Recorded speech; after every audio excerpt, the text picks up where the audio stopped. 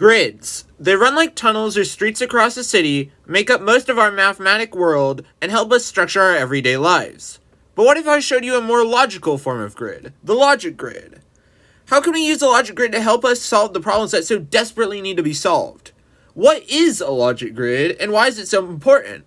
Well, today we'll find all that out right here and now, so let's get right into the video. A logic grid is a form of grid that we can use for logical organization.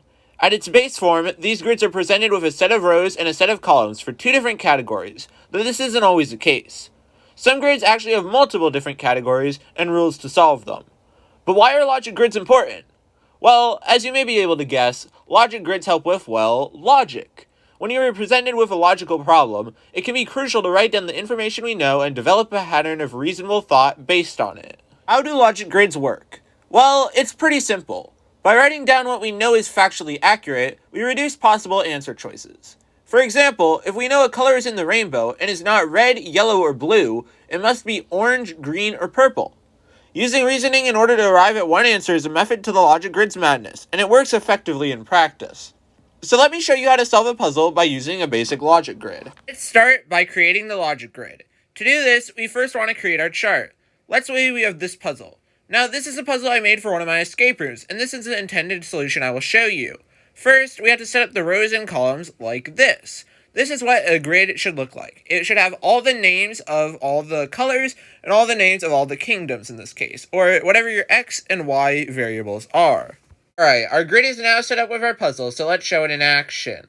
First, we want to look for the obvious clues. Clue 3 tells us an answer right away, so we now have to mark it down as correct and eliminate the other possibilities for orange and Zeramera as shown. Next, some clues give obvious eliminations, such as 4 and 6, updating the grid to look like this. With 2, 1, and 5 giving more hints that don't take much work, here is the updated grid. However, we have got to a point in this logic grid where it appears that we are stuck, so we have to deduce our critical reasoning.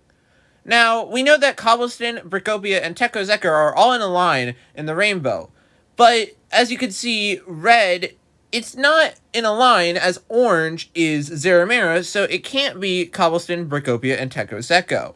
Therefore, we deduce that it can't be Bricopia or Tekozeka for red, so it must be Aswaldi for red.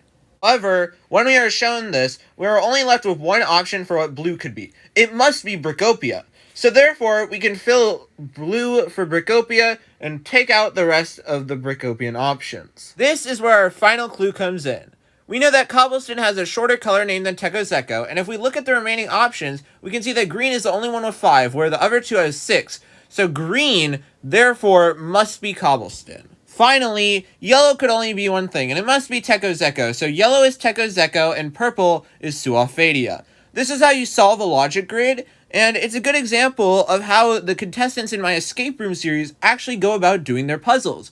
So if you liked this video, make sure to give it a like and subscribe to the YouTube channel to see more videos just like this. I'm going to be posting several different videos soon, including logic grids, riddles, and instructions for gameplay, so you'll want to stay tuned and not miss it.